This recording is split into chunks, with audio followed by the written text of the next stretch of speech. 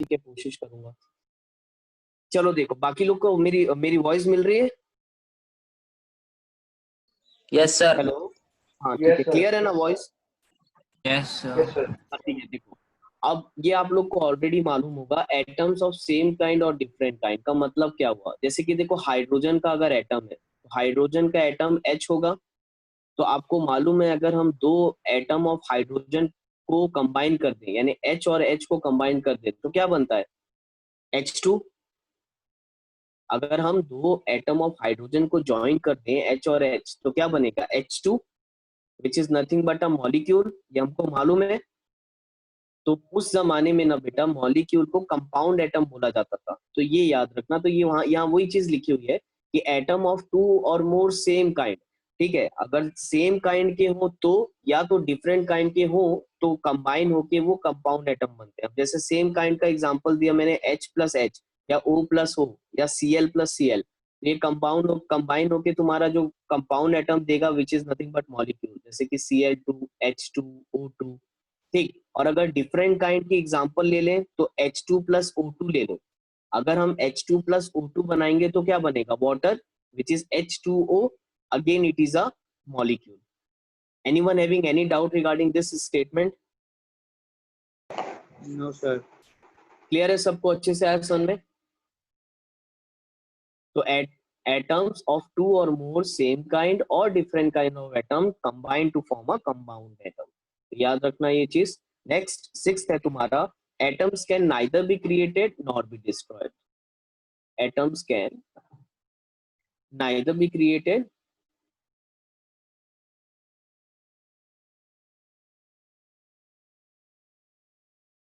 nor be destroyed।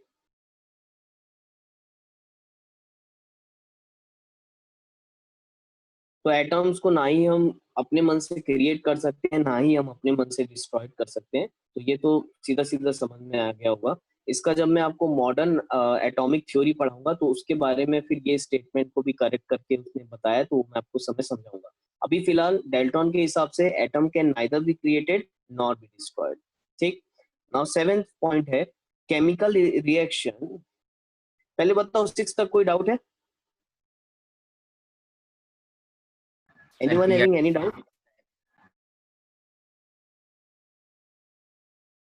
बेटा voice नहीं आ रही मुझे आप लोग की, समझ में आ रहा है ना? Yes sir. ठीक है। अब देखो, सेवेंथ पॉइंट क्या बोलता है कि जो एटम कभी भी जब कंपाउंड या एलिमेंट्स कभी भी जब कंपाउंड बनाएंगे ना, तो केमिकल रिएक्शन में या तो वो कंबाइन होंगे, या तो वो सेपरेट होंगे, या तो उनके बीच में रीअरेंज होगा। यानी कि जब भी कोई केमिकल रिएक्शन होगी, या तो वो कंबाइन होके बनेंगे, कंबाइन होके कोई दूसरा कंपाउंड देंगे, या तो वो सेपरेट हो जाएंगे। और सेपरेट होना हमको मालूम है, हमने पढ़ा है, डिकम्पोजिशन रिएक्शन में सेपरेट होते हैं, राइट? या तो वो रीअरेंज हो जाएंगे, यानी कि उनके जो स्ट्रक्चर्स है वो रीअरेंज हो जाएंगे। ये लास्ट स्टेटमेंट थी, ये भी मैं लिख देता हूँ, आपको लिख लो। इन केमिकल रिएक्शन,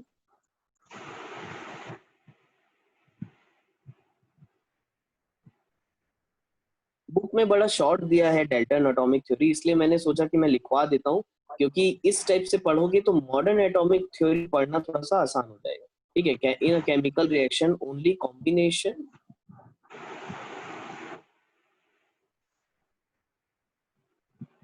separation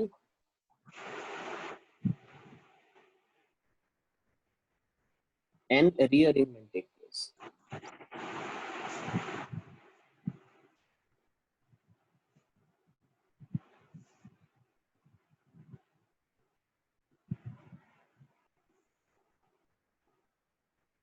लिख लो। मेरे ख्याल से साथ ही साथ में लिख लिया होगा आप लोगों ने, right? Anyone having any doubt till now? Dalton atomic theory पूरे नो पॉइंट्स सर। क्लियर है? प्लीज एक बार सब सर रिपीट लास्ट कर। पॉइंट, सर लास्ट पॉइंट एक बार फिर से रिपीट करो ना। लास्ट पॉइंट ऐसा है बेटा कि डेल्टन ने बताया कि जब केमिकल रिएक्शन होगा ना किसी भी दो एलिमेंट का या एटम का बोलना चाहिए, तो जब केमिकल रिएक्शन होगा तो इनमें से आइदर तीन चीज हो सकती है, या तो दोनों कंबाइन हो रहे होंगे, या तो दोनों सेपरेट हो रहे होंगे, या दोनों में रीअरेंजमेंट हो रहा होगा। समझ में आया? कोई भी जब केमिकल रिएक्शन होगी तो या तो कंबाइन हो रहे होंगे, या तो सेपरेट हो रहे होंगे, या तो रीअरेंज हो रहे होंगे। और ये चीज आपको 10th में पढ़ाया था।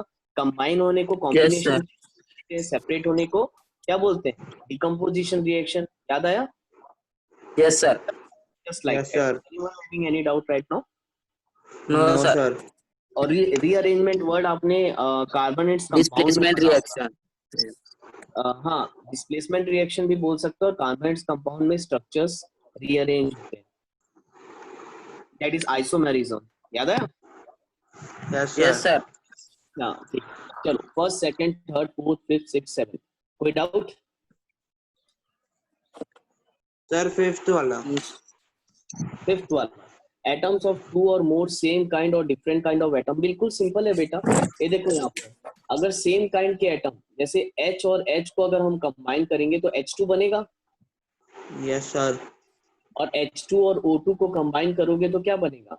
H2O। Two तो वही तो H2O. बोला है, atoms of same kind combine together to form a compound atom. उस जमाने में कंपाउंड एटम मॉलिक्यूल को बोला करते थे। तो बोला है कि अगर सेम टाइप के एटम कंबाइन होंगे तो कंपाउंड एटम बनेगा, या अगर डिफरेंट काइंड के भी एटम कंबाइन होते हैं तो कंपाउंड एटम बनेगा। आ गया समझ में? Yes, sir. ठीक है, और कोई डाउट? No, sir. आगे बढ़ो। चलो Yes, नेक्स्ट, sir. अब हम इसके ड्रॉबैक्स पे जाते हैं, ठीक है, कि क्या क्या ड्रॉबैक्स था। नाउ नेक्स्ट हेडिंग डाल लो, drawbacks of Dalton atomic theory. मैं इसको रब कर रहा हूँ। हाँ, हो गया ना? ठीक, चलो नेक्स्ट हेडिंग डाल लो, drawbacks of Dalton atomic theory. Drawbacks क्या क्या है इसके? अब देखो, फर्स्ट ड्रॉबैक क्या है? Laws of chemical combination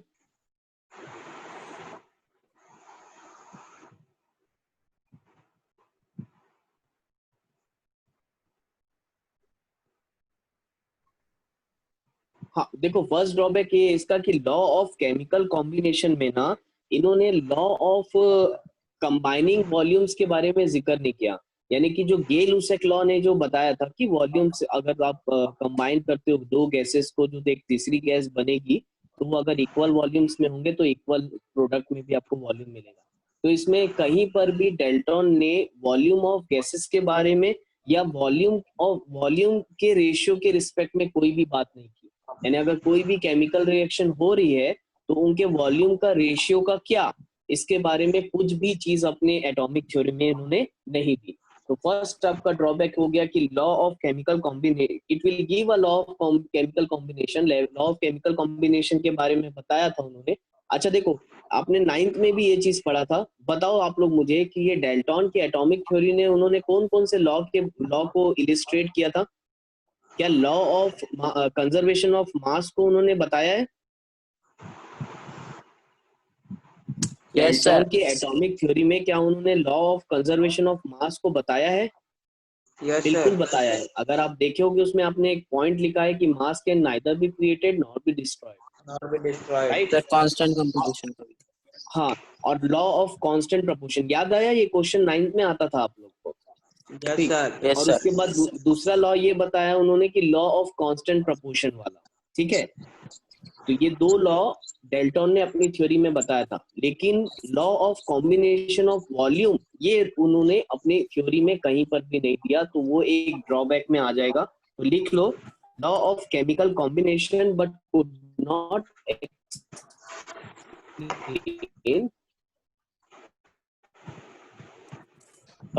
explain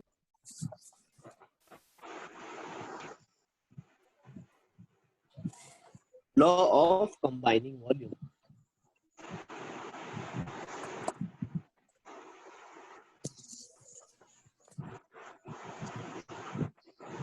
ठीक, फर्स्ट ड्रॉबैक आया समझ में सबको? Yes, sir. Now second drawback ये हो गया कि उन्होंने जैसे बताया था कि atoms of different element have different. क्यों भाई? उसका कोई भी रीजन नहीं बताया उन्होंने, बस स्टेटमेंट दे दी कि अगर डिफरेंट क्या क्या बोलते हैं, अगर डिफरेंट एलिमेंट है तो उनके एटम भी डिफरेंट होंगे। क्यों? इसका कोई भी पर्टिकुलर रीजन नहीं बताया उन्होंने, बोला। तो ये सेकेंड ड्रॉबैक हो गया कि why atoms of different elements have different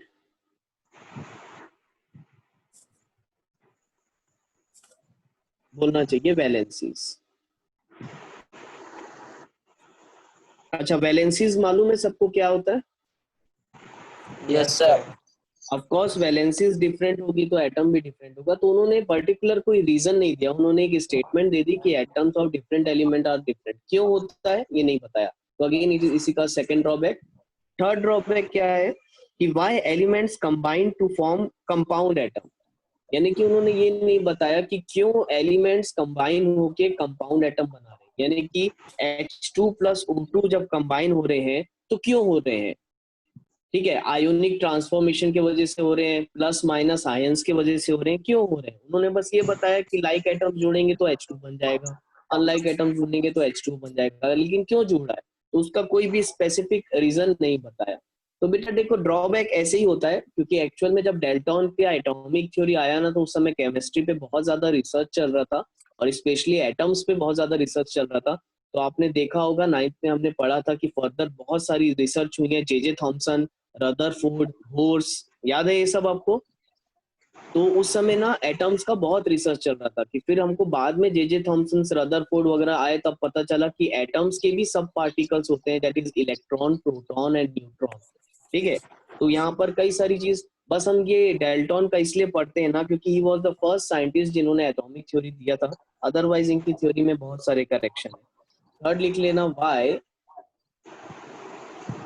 elements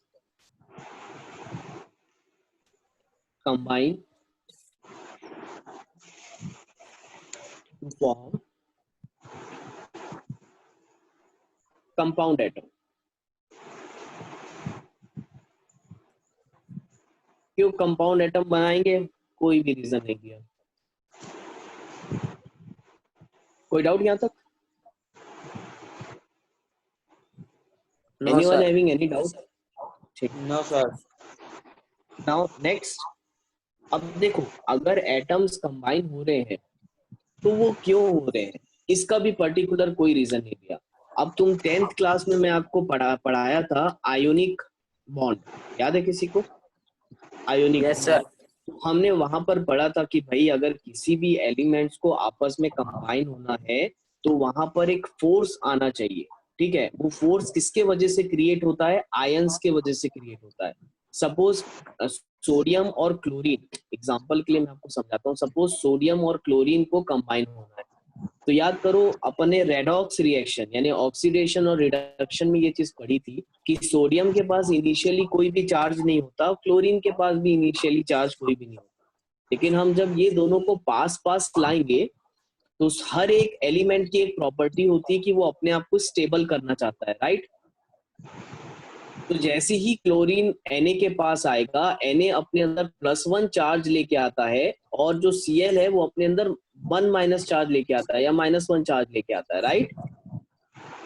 Yes, sir.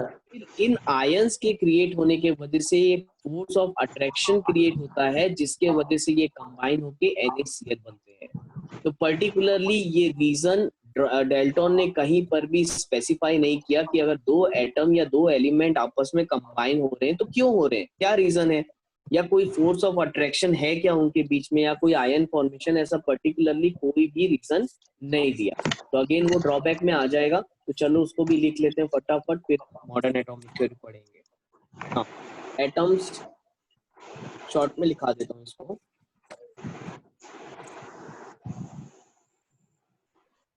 Combining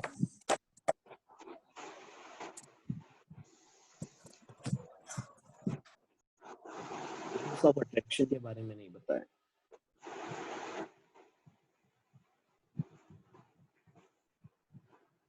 ये शॉर्ट नोट्स है, आपको ये ड्रॉबैक बस इसलिए पढ़ा रहा हूँ ताकि मॉडर्न एटॉमिक थ्योरी आप लोग को थोड़ा सा अच्छे से समझ में आ जाए।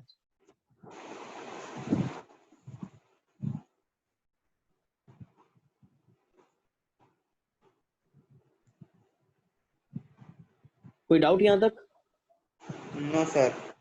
फिफ्थ, एटम्स और कंपाउंड एटम्स।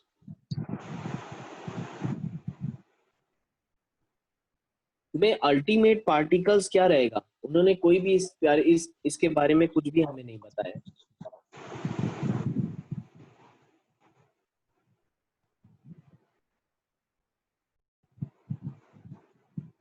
यानी एटम्स और कंपाउंड एटम्स में अल्टीमेट पार्टिकल्स क्या है इसके बारे में हमको कुछ भी नहीं मालूम।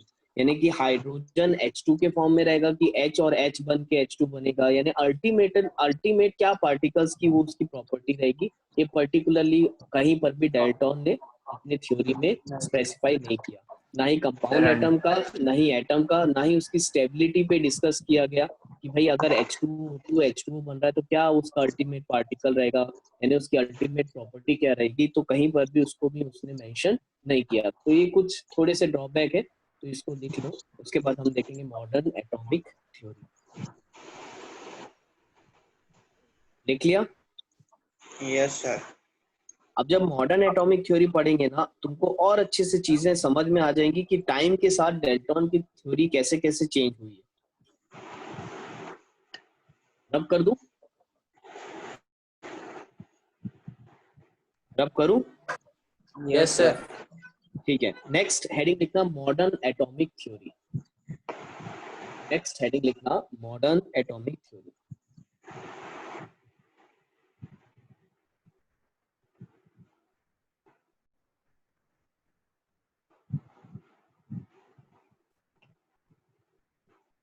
ठीक, अब देखो मॉडर्न एटॉमिक थ्योरी शॉर्ट में आराम से हम समझते चलेंगे।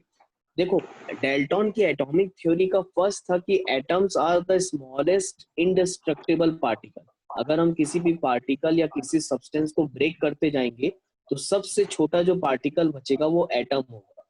और बाद में हमको, अच्छा ऐसा पॉसिबल है क्या? लेटर ऑन हमको जे थॉमसन ने बता दिया कि भाई एटम सबसे छोटा यूनिट नहीं है, एटम से भी छोटे यूनिट होते हैं। और वो कौन से होते हैं? इलेक्ट्रॉन्स, प्रोटॉन्स Electrons, और protons, न्यूट्रॉन। neutrons. राइट, तो हमको बाद में पता चला कि ये जो एटम है इसके भी सब एटॉमिक पार्टिकल्स होंगे।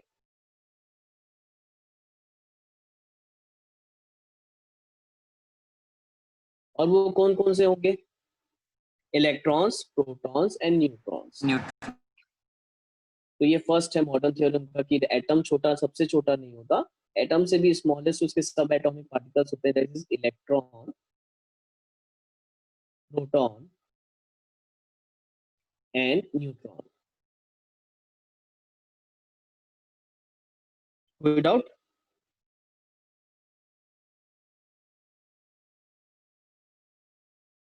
नाउ अब देखो अगेन सेकेंड एक और करेक्शन है। सेकेंड करेक्शन क्या दिया कि atom of same element, atom of same element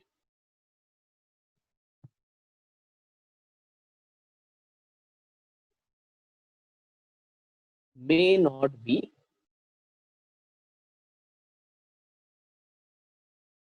same. अगर आपने देखा होगा तो डाल्टन ने अपने एटॉमिक थ्योरी में बताया था कि atoms of same element are same, but हमको बाद में लेटर ऑन पता चला कि एटम ऑफ सेम एलिमेंट में नॉट बी सेम। कोई बताएगा आप में से क्यों? Right, exactly, isotopes. ये कंसेप्ट हमने ऑलरेडी पढ़ा था क्लास 9 में। एक अगर हम एलिमेंट को जूम करके देखें तो उसके अंदर डिफरेंट डिफरेंट एटम हो सकते हैं। हाँ, उसकी एटॉमिक नंबर सेम होगा, यानी कि नंबर ऑफ प्रोटॉन जो होगा सेम होगा, बट नंबर ऑफ जो न्यूट्रॉन होता है वो बदलता है, यानी कि मास नंबर बदलता है। याद आया? तो जब मॉडर्न एटॉमिक दी गई ना तो कंसेप्ट ऑफ आइसोटोप आया। अगर आइसोटोप किसी को याद नहीं होगा तो मैं बता देता हूँ। अगर हम एलिमेंट को जूम करके देखते हैं तो एक एलिमेंट में बहुत सारे एटम्स होते हैं, ठीक है? तो जरूरी नहीं है कि ये सारे एटम सेम हो, यानी कि हम मासेस के बेसिस पे बात कर रहे हैं। अगर ये गोल्ड का एलिमेंट होगा या कोई भी एग्जांपल ले लो, कॉपर ले लो, कॉपर का अगर ये एलिमेंट होगा तो इसके अंदर कॉपर के ही एटम होंगे, नो डाउट, लेकिन हर एक एटम सेम नहीं होगा। In terms of mass number हम बात कर रहे हैं। हो सकता है इनमें से कुछ एटम का मास ज्यादा हो और कुछ एटम का मास सेम हो, तो हर एक एटम एक एलिमेंट के अंदर सेम नहीं होता। That is a concept of your isotope. What is your isotope? Isotope की बेसिक डेफिनेशन क्या होगी? Atoms having the same atomic number but different mass number. याद है सबको? Yes sir. और आइसोबार्स? हाँ, आइसोबार बताता हूँ ना बेटा। पहले ये बताओ, आइसोटोप्स आया समझ में? Yes sir. और अगर आइसोटोप नहीं आया होगा समझ में, तो बेस्ट एग्जांपल मैं आपको क्लास के समय कार वाला दिया करता था, अगर आप लोग को याद होगा। अगर आप एक मारुति की स्विफ्ट खरीदने जाओगे तो उस स्विफ्ट के आपको शोरूम में 3 वर्जन दिखाएगा, बोलेगा भैया ये बेस वेरिएंट है, ये मिडिल वेरिएंट है, ये हाई वेरिएंट है। अब बोलोगे बेस यस सर, वेरिएंट याद में है। क्या क्या नहीं है, याद आया? तो वो बोलेगा भैया बेस वेरिएंट में म्यूजिक सिस्टम नहीं है, ये नहीं है, वो नहीं है। अब मिडिल वेरिएंट में बोलेगा तो भैया म्यूजिक सिस्टम है, लेदर सीट्स है, फलाना। और अगर बोलेगा टॉप मॉडल में तो भैया इसमें कैमरा लगा है, ये लगा है, वो लगा है। अब देखो, चाहे वो लो मॉडल हो, मिडिल मॉडल हो, हाई मॉडल हो, कार तो तुमको स्विफ्ट ही मिल रही है ना। चेंज क्या यस हो रहा सर। है? उसके अंदर की एसेसरीज बस चेंज हो रही है। तो that is exact a concept of isotopes. अगर एक कॉपर का एटम है तो वो एटम कॉपर का ही है, बस उसके अंदर की इंटरनल प्रॉपर्टी चेंज होती है। और एटम में अंदर कौन सी प्रॉपर्टी चेंज हो सकती है? उसके न्यूट्रॉन। ठीक, प्रोटॉन नहीं बदल सकता, इलेक्ट्रॉन नहीं बदल सकता, क्योंकि वो उसकी प्रॉपर्टी चेंज हो जाएगी। यानी अगर कोई भी एक एलिमेंट है, ये चीज याद रखना बहुत अच्छे से, अगर ये कॉपर का एलिमेंट है तो इसमें जितने भी एटम्स है, हर एक के प्रोटॉन और इलेक्ट्रॉन सेम होंगे, लेकिन क्या बदल सकता है? न्यूट्रॉन। न्यूट्रॉन। और न्यूट्रॉन के बदलने के वजह से उसका मास नंबर बदलता है, क्योंकि मास नंबर का फॉर्मूला क्या होता है? Number of proton plus number of neutron. Without what is isotopes? Atoms, Having same atomic number. Right, atoms of same element, पहले लिख लेते हैं, atoms of same element having same atomic number, But different atomic masses. Right, having same atomic number but different mass number.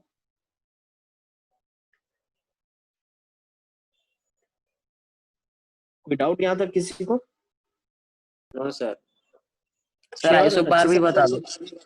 Isobar बता रहा हूँ ना बेटा, just third point वही है हमारा। अब देखो, डेल्टॉन ने थर्ड पॉइंट में क्या बताया था, या मेरे ख्याल से कोई कौन से पॉइंट में बताया था? जस्ट इसके नेक्स्ट पॉइंट में लिखे थे हम, atoms of different element are different, लिखे थे।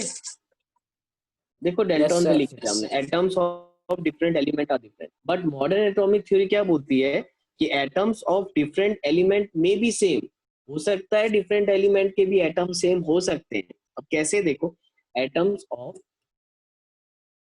डिफरेंट एलिमेंट्स में भी सेम। तो यहां पर आया कंसेप्ट ऑफ आइसोबार। अब देखो, अब जब हम बात कर रहे हैं कि एटम्स ऑफ डिफरेंट एलिमेंट में बी सेम, तो बेटा याद रखना यहाँ हम प्रॉपर्टी की बात नहीं कर रहे हैं। ठीक, यानी कि अगर मैं तुमको बोलूं कि यहाँ एक सोडियम का एटम है और यहाँ एक पोटेशियम का एटम है, या सोडियम मैग्नीशियम ले लो, सोडियम का एक एटम हो गया, एलिमेंट हो गया, मैग्नीशियम का एलिमेंट हो गया, इसमें बहुत सारे एटम्स हैं। ठीक, तो हो सकता है सोडियम का और मैग्नीशियम का दोनों में से कोई एक एटम सेम टाइप के हो। अब देखो, जब हम सेम टाइप बोलते हैं ना, तो बेसिकली हम उसको मास से रिलेट कर रहे हैं। ऑब्वियसली सोडियम का एटम मैग्नीशियम के एटम की प्रॉपर्टी शो तो नहीं कर सकता ना। सोडियम के अंदर जितने भी एटम है, वो सारे के सारे जो जिसमें जिसमें नंबर ऑफ प्रोटॉन होंगे वो कितने होंगे? 11। अगर हम सोडियम के एलिमेंट के अंदर बात करें तो मिलियंस ऑफ एटम है, तो उन सारे मिलियंस ऑफ एटम के नंबर ऑफ प्रोटॉन फिक्स रहेगा 11।